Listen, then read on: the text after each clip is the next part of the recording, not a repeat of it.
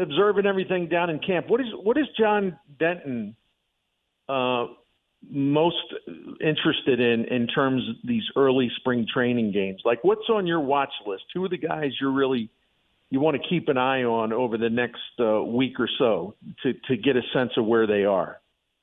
Yeah, Bernie, obviously you want to see the pitching. You want to see the pitching show some improvement over last year early on. One of the, biggest storylines of spring training so far, I think, has been Sonny Gray and the way he's grabbed control of everything. Like, he is in charge of every meeting. He does the talking. He has the plan. He knows what he wants to do. It's been interesting to see. He will, he doesn't just get on a mound and throw. He tells you what he's going to do. He's like, 1-1, inside on the hands, get his bat swinging, be aggressive, and then he does it. And then at the end of each session, he gathers all the catchers together and he talks to them about, here's my plan, here's what I want to do. I want to throw this pitch down the middle and have it break outside. So that's been really interesting to see. And every time Sonny pitches, all the young guys gather behind him. Lance Lynn, Ryan Helsley, Sonny Gray, those three have been inseparable so far. They're really leaning on each other, trying to learn from each other. So first and foremost, I'm eager to see the pitching, and then I want to see the young guys. Like, this offense needs Lars Nootbaar to take a step forward. They need Jordan Walker to take a step forward. They need Nolan Gorman to be healthy. They need Brendan Donovan to be healthy and take a step forward. Which ones of those, are two of those three going to hit, or three of those four going to hit? If they can make a jump, the offense can be better. So I want to see pitching improvement, and I want to see which young kid is blossoming and ready to be better. John, I'll throw something else in. One of the things would be on my list, in addition to what you just mentioned, is they've got a passel of relievers with big arms and strikeout stuff. And listen, I know these games don't count per se, but I'm still really curious, just really looking forward to watching all these guys they brought in who are not named guys, but they brought them in for a reason. Swing and miss, punch outs.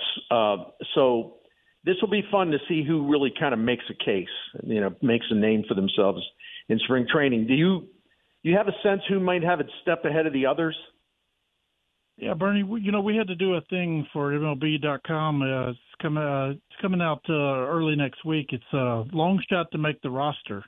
And I think this kid, Riley O'Brien, he was really a below-the-radar acquisition by the Cardinals. They got him for cash considerations. He's a guy who was only pitched in the big leagues, like 15 games. He threw a pitch the other day, a 21-inch breaker on a sweeper, and then he came back with a 98-mile-an-hour fastball. Like, his stuff is real. His arm is electric. He's not quite the young kid that maybe the rest of them are. He's 29 years old. He's a little bit of a late bloomer, but his stuff has been phenomenal so far. He struck out Brendan Donovan looking the other day with a 98-mile-an-hour fastball. I know a lot of people, Ali Marmol asked him about him the other day, and he said his fastball goes this way and his sweeper goes this way. Like, it's real stuff. And, if he can prove to the Cardinals that he can come out of the pen and get swing and miss, and, that's something he did. Last year at AAA, he had 86 strikeouts and 55 innings.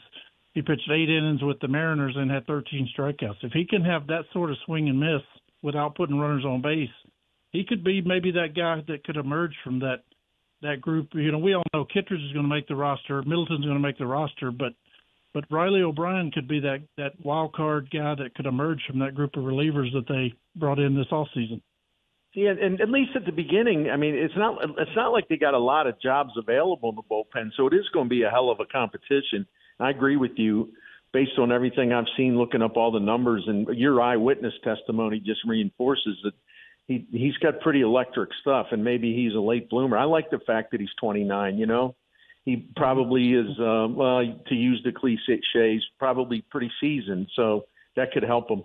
Well, here's another thing. When you look at the roster, like, we know there'll be some competition in the bullpen, obviously. But the Tommy Edman situation is interesting, and I'm not going to put the emphasis on him, but it could affect how they put together an infield as far as their bench. And I guess the question is, even with Mason Wynn as the starter, and he does nothing to dispel that, and is clearly going to be the opening day starter at shortstop. They still may need a backup guy. I don't think they want to be running Tommy Edman at shortstop all the time because they want him in center field. How do you think they'll address that if they will? And do you think Thomas Saggesi's got a chance? Is he going to be able to show that he can at least play a decent, respectable brand of shortstop? Give us your assessment there about that utility infield job. Yeah, Bertie, I asked Ollie Marmol the other day, point blank, who is your backup shortstop? And he said that's Tommy Edman. And, I kind of have a problem with that. Like, yes, Tommy Edman could be your starting shortstop. I mean, could be your starting center fielder and your backup shortstop, but at what cost? I've always said that. Like, sure, Tommy Edman can play shortstop, but at what cost? Sure, Tommy Edman can play center field, but at what cost? Like, if you look last season, he bounced all around the field, but he hit a career low, 248 or 241, whatever it was, at the plate. Like, yes, Tommy can do these things, but at what cost, He's a smaller guy. He has a slight build. His body gets beat up. Like, let's face it, outside of catcher, the two most demanding physical positions in baseball are shortstop and center field. And yes, Tommy can play those spots, but at what cost, So I wouldn't want to go into a season with my starting center fielder being my backup shortstop. I think they need to go get a veteran guy. I really think that, as camp continues to go along, we know that more and more of those guys are going to get cut. They're going to get waived. That they'll eventually bring in a veteran guy to be kind of their backup shortstop. Saggesi, they're very excited about him, but they're not going to put him on the roster to play 1 day a week or 2 days a week. Right. If he roster, he needs to play. He needs to be in the lineup 4 or 5 days a week, and he has got a big time bat. It's magical to see the way he handles the bat. I haven't seen him take a lot of ground balls so far, but boy, he is something else at the plate. He can hit it to the other side. He can put it through that 5.5 hole between third and short. He can punch it between the first baseman and second baseman. He's something else at the plate.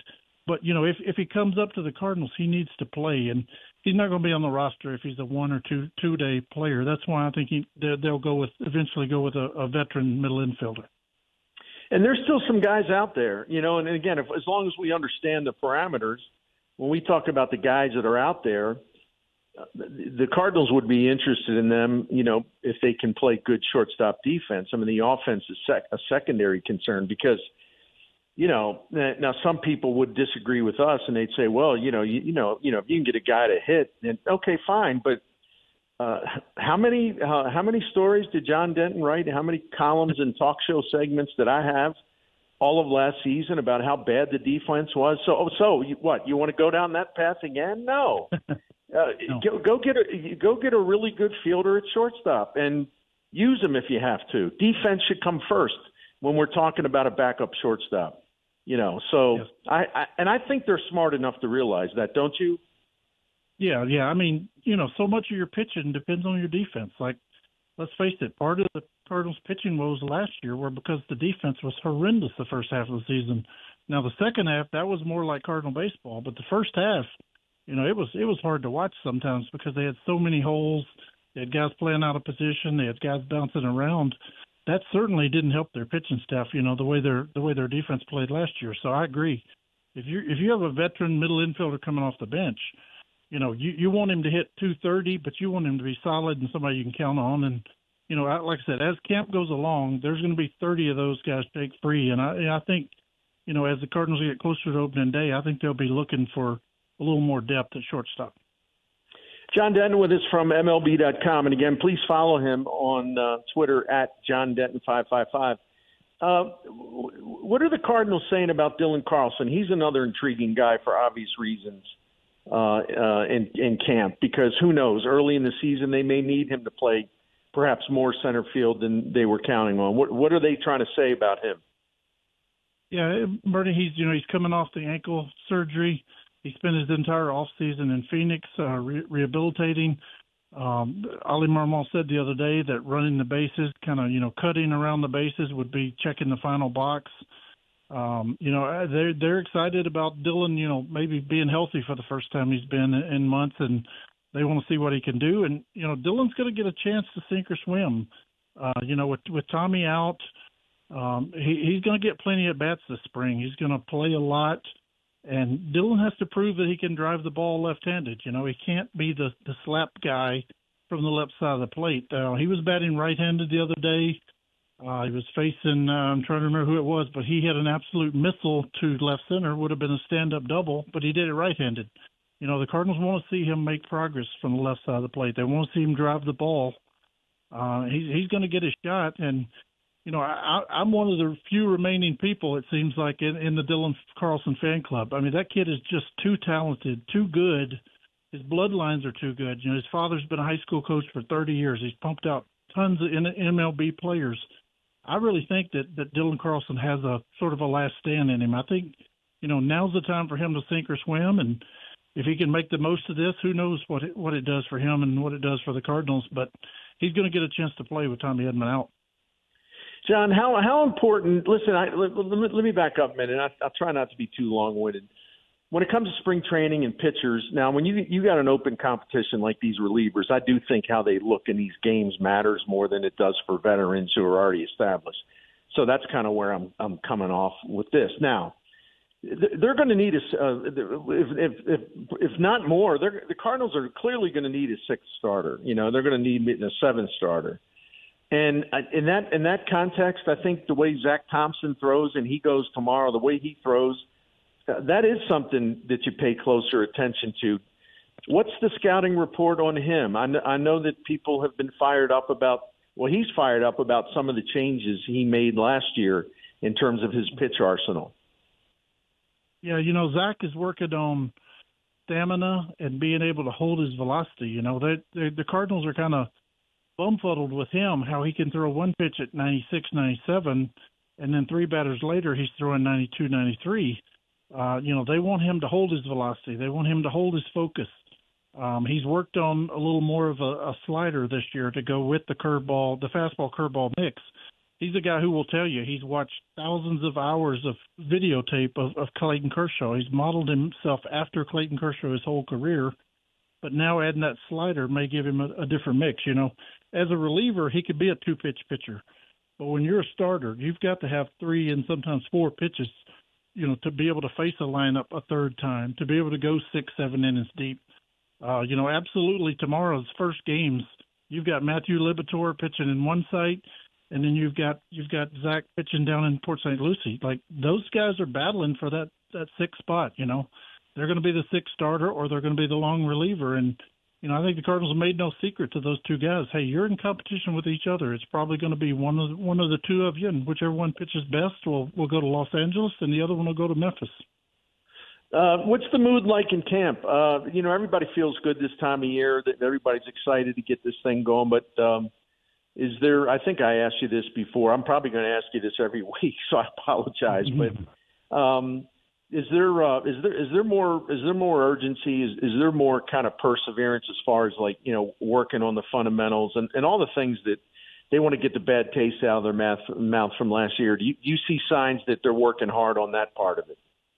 Oh, yeah, definitely. You know, W. Clapp is their infield coach. I mean, he's taken an active role working with the infield and the base running. Daniel Descalzo is never far behind. He's usually a couple steps behind infielders, you know, getting on to them when they're not covering a base or backing something up. There's definitely a focus on fundamentals and getting back to Cardinal baseball. I mean, you know, Bernie, we've talked about it. The Cardinals have 99 Gold Gloves in their history, and the next closest team has like 60. It's like a 30 or 40 Gold Glove gap. The expectation of Cardinal baseball is that you play well defensively, and you know, I think the franchise was a little embarrassed with the way they played the first half last season, and I expect them to be much better defensively this year. No, I agree. Well, John, as always, man, appreciate talking to you, and thanks for giving us some of your time on a Friday. You going to stick around Roger Dean, or are you going to go to Port St. Lucie? What's your game plan for the weekend? I'll be at Roger Dean tomorrow. I'm going to go there, and you know, I want to see Matthew Liberatore pitch, and most of the starters are going to be, you know, most of the established starters are going to be at Roger Dean, and be checking in. I'll probably have my laptop going with the game down in Port St. Lucie, and then watching the other games. So, you know, like I said, I'm sure my storyline right now tomorrow is going to be Matthew Liberatore or Zach Thompson, which one passed the first test, you know? By the way, compliments to you as always, but specifically in this one, I really enjoyed your Lance Lynn piece, which popped up in my email box, and I know it's a story as well, but, you know, I subscribed to your newsletter and, you know, read that yesterday and really enjoyed it. That was the stuff that Lance Lynn said. That's the Lance Lynn, that I know and I love. I'm really looking forward to him this year, and it kills me, all these fans that are writing him off because, yeah, you can't allow that many home runs, but you don't think Lance Lynn doesn't know that? Lance Lynn wants to basically shut everyone the heck up. And that if he's in that kind of frame of mind, fans should embrace him because that's exactly what you want him to be right now in terms of an attitude. So that was great stuff, though. I was laughing reading it. It was great. Thank you, Bernie. Yeah, Lance is very salty, and he's got a huge chip on his shoulder. So he really thinks he can turn that home run thing around, and he will. You know, and he like you said, he's salty, Lance, already. So you know how that's going to be the first time he gets on the mound. Yeah, I'm very confident in him. I really am. After finding out some things and looking at some of the deep dive numbers that tell you a little more than like the surface numbers, because the deep dive numbers tell you whether the potential's there to turn it around. You know, but if they're bad, then you say, well, I don't know. Well, how does this turn around then? But he's got a lot of things going for him people don't even realize. John, you're the best, man. Thank you so much. Thanks, Bernie. Have a great weekend. Take care. Yeah, you too, brother. That's our guy, John Denton from MLB.com. And again, that segment, the weekly segment with John Denton, sponsored by the Post Sports Bar and Grill, home of the official cheesesteak of the Bernie Show. And I know you hear me say this every week, and I'm going to have to say it again because it's absolutely true. I'm getting hungry just thinking about that Post Sports Bar and Grill's official cheesesteak. Let me follow up on what I said to Denton there at the end. I was, in fact, doing a little deep diving this morning and went to a site where you can actually see ratings on various categories that are really, really important. What kind of command does a pitcher have? What kind of whiff capability, as in swing and miss? What kind of whiff capability does he have? Things along those lines. And what I saw in terms of last year's performance is that Lance Lynn, in terms of this special metric that measures a pitcher's whiff, his whiff capability, his swing and miss capability, which of course leads to strikeouts. He was the fourth highest rated starting pitcher in the majors. Now, the people that have already written Lance Lynn off, just like they've written Kyle Gibson off, which is really peculiar. It tells me all I need to know about whether you have a brain or not as a baseball fan. But anyway, they say, well, if he's got all that whip stuff, then why did he give up all those home runs? Well, that there's more to pitching than just that. The point being, and please, I'm just asking, don't miss the point.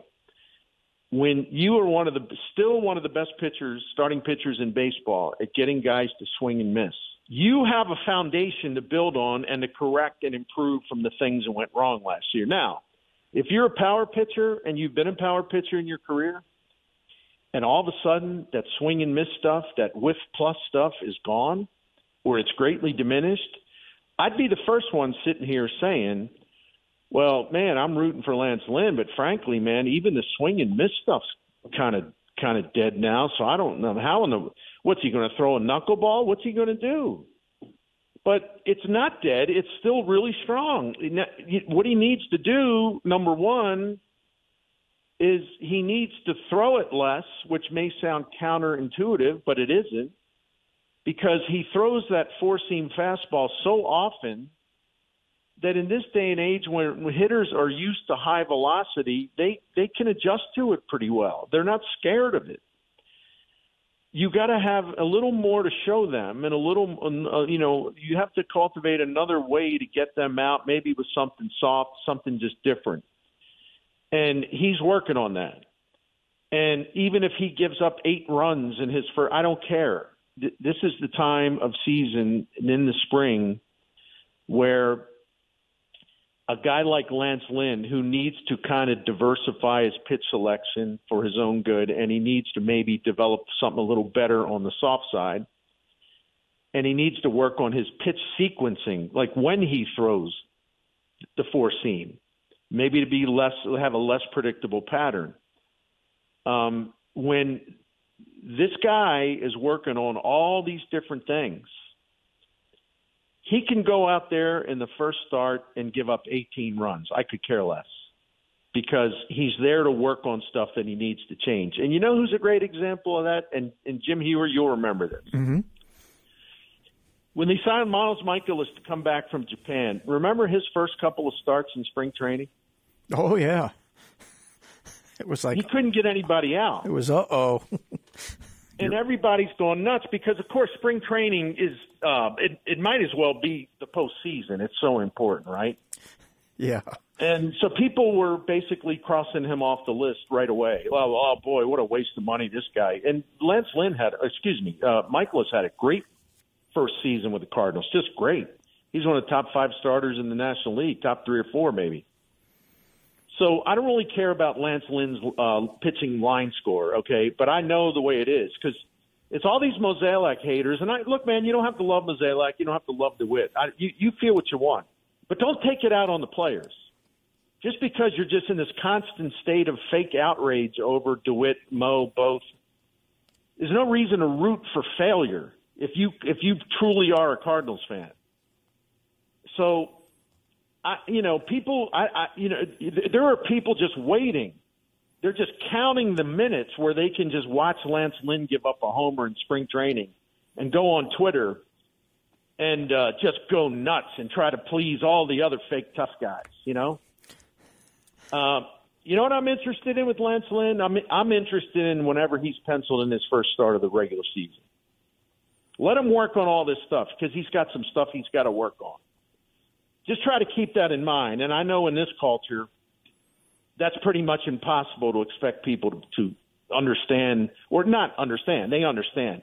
But a willingness to have some perspective on what matters with a guy like Lance Lynn this spring.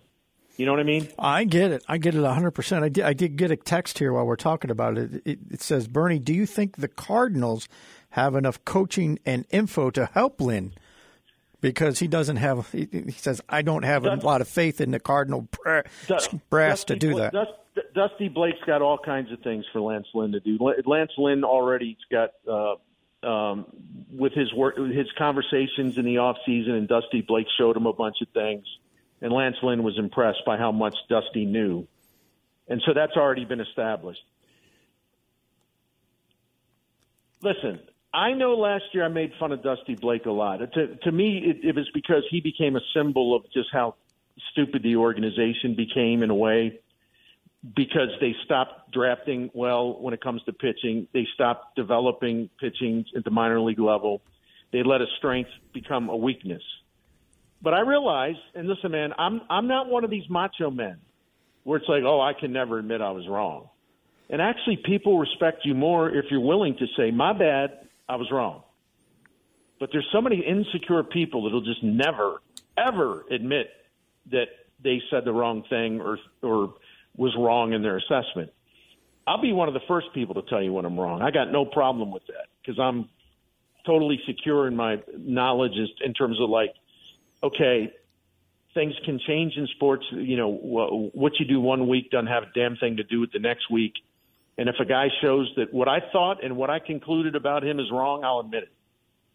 So I made fun of Dusty Blake, but Dusty Blake was a symbol of a much larger problem. And I've evolved in this area I think everybody should. The problem wasn't Dusty Blake. The problem was the lack of infrastructure with Dusty Blake. They didn't have enough pitching coaches. And people are going to laugh at that. Well, how many do you need? I'm not talking about Dusty Blake is the pitching coach, but behind the smart organizations, behind the pitching coach, they have other guys working on pitching from a coaching standpoint, but one guy might be in charge of studying watching a guy pitch, reviewing all the video and all the real technologically advanced stuff, and then coming up with the results and putting them in a translatable way so the pitcher can understand. They've got a support staff now in place behind Dusty Blake. So I would suggest you all follow my lead as someone who made fun of Dusty Blake and just say, well, wait a minute now. We now know what we didn't know before.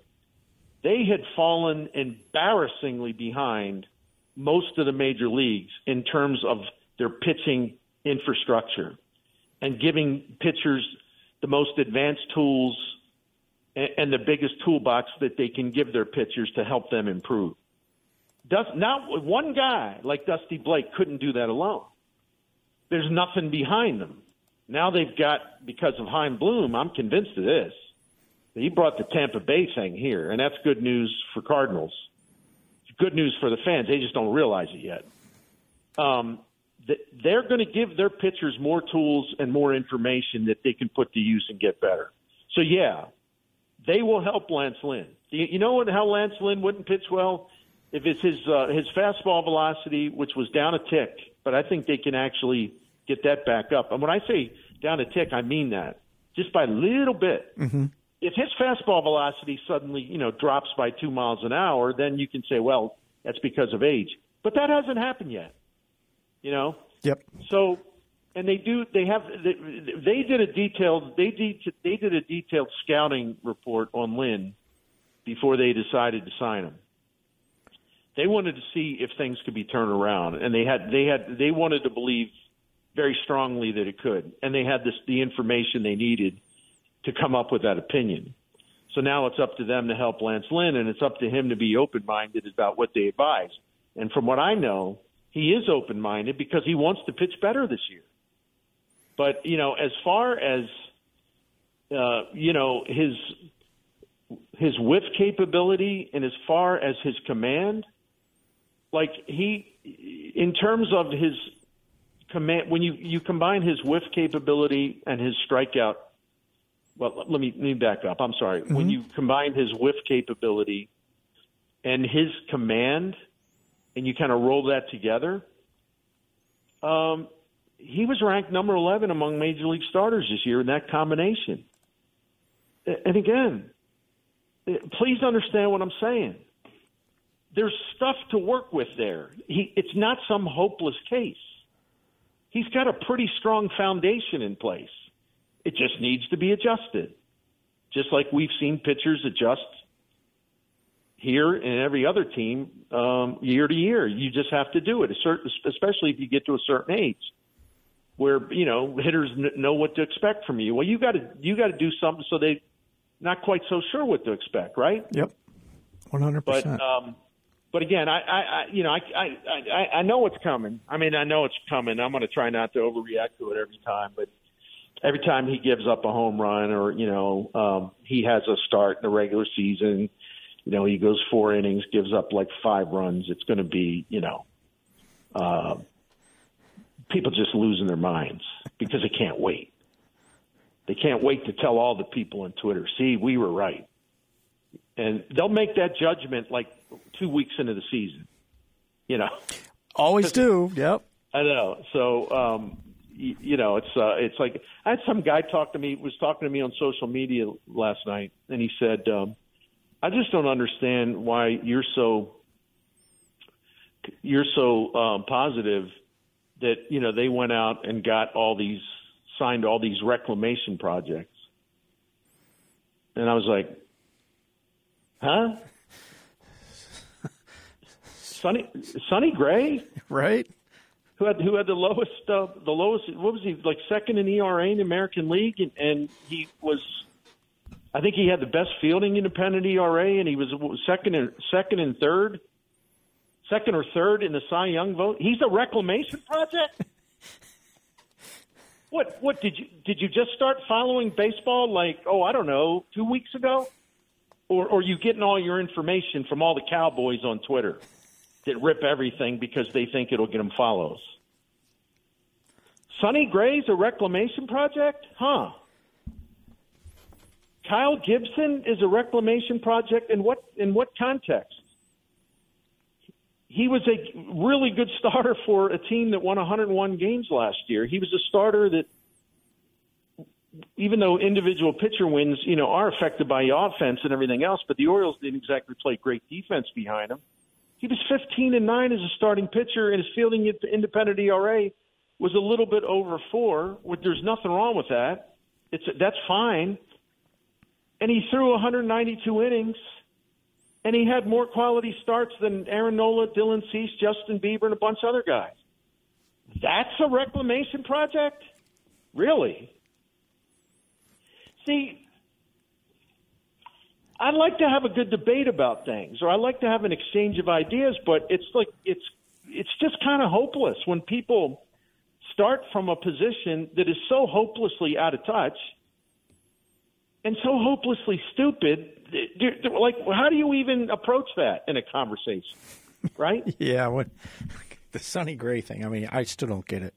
But that's, Gibson as well. Yeah, Gibson. And then if you and then Lance Lynn, I don't think I would call him a reclamation project because he still gets swing and miss, swing and miss, swing and miss, and he still gives you a lot of innings. He's just got to find something that will help him keep the ball in the ballpark. And by the way, Busch Stadium's going to help him do that. But is he really a full-blown reclamation project? What? Why? Just because Nimrods on Twitter say he is? Right? I'm as far as the Lynn thing goes on my side, Bernie, I'm 100% convinced. In the times I watched him, he was tipping pitches, and that was part of his issue. And it goes back to that playoff game.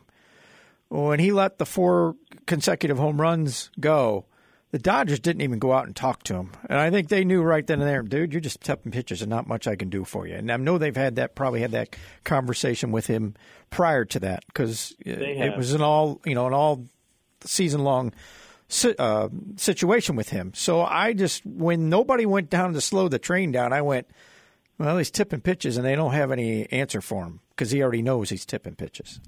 That was my take on that incident. When he got away from the White Sox, with you talk about a brain dead organization. Mm-hmm. He went to the Dodgers. Look, and I know everyone all they want to talk about is the one playoff game. He was horrible. I ain't going to sit here and try to pretend otherwise. But I think he was tipping pitches. Only the opponents really know. But I'm looking at once Lance Lynn got to the Dodgers. Okay, this is the guy that's washed up. He's done. He's too old. He's a reclamation project. He's a dumpster dive. They found him in a trash bin somewhere. All that stuff, right? Yeah. So he goes to the Dodgers. First start, 7 innings, 3 earned runs. 7 strikeouts. That's pretty good. Yeah. His next start, 6 innings, 4 hits, 1 run, strikeout per inning. Mm-hmm. That's pretty good. Yep. His next start, he got into a thing where he was running up his pitch count a little too much. So he only went 5 innings, but he gave up 1 run, and in 5 innings he struck out 9 hitters. I get and that's a guy. What the Cardinals they sent Gersh to the landfill to dig him up, right? Something like that. Then his next start after that, right?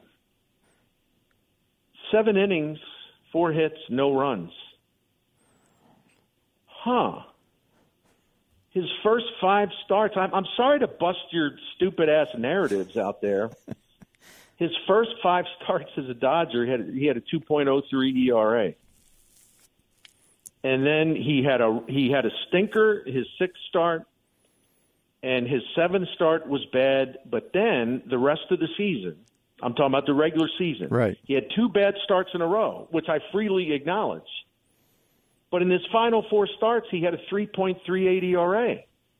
So during the regular season, he made 11 starts, and 9 of them were really good. That's a reclamation project, huh? Oh, y'all are right. He's no Jake Woodford. Right? Yeah. I tell you what, all those starts you just gave that he gave the Dodgers would have been a welcomed addition to last year's rotation in this team. Yeah. Listen, the Atlanta Braves lit him up.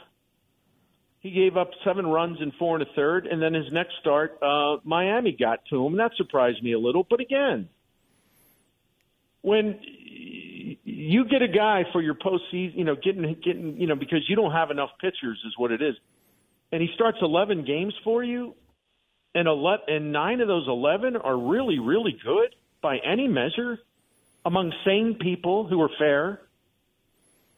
How is that a reclamation project? I would just like someone to define me what a reclamation project is, other than you're listening to other stupid people on social media. Other than that, that doesn't count. Because if you're if you were going to participate in the rotting of your own brain, that's on you. When it comes to baseball, not talking about all walks in life, talking about baseball knowledge. Mm-hmm. I think I'll take Lance Lynn, who 8 out of every 10 starts. 7 out of every 11 starts, whatever. I'll take that. 8 out of 10, 8 out of 11, he's good. Definitely gives his team a chance to win, gives a lot of innings, saves the bullpen. I'll take that. What the hell do people think a number 5 starter is anyway? It's true. Dare I bring the word quality start to it? I mean, that's going to give the Cardinals a much better record in those quality starts that he was given. You've given those numbers. 4, he had 5. He had 6. He had 7 quality starts out of 11 for the Dodgers. 7 out of 11. Right? Yep. And their record when he started for them in the regular season, you know what their record was? Just what I said. Their record was 9-2. And in some of these games, they didn't score a ton of runs. Some of them they did. But my point is, in those 9 starts, he didn't give up many runs at all. In fact, he gave up 4. He gave up 7, 9, 12, 14. He gave up 16 runs in those 9 starts. Okay? That's winnable baseball. That's a reclamation project, huh? Interesting. If you want to say it was an embarrassment, his start against the Diamondbacks, you are correct. I'll say yes, it was an embarrassment. But I also say, well, the Cardinals thought he was tipping pitches. They told him that, and he agrees. They're going to work on that. So maybe that was unusual because I don't care who you are. If you're tipping pitches, the other team's picked up on something, you're in trouble.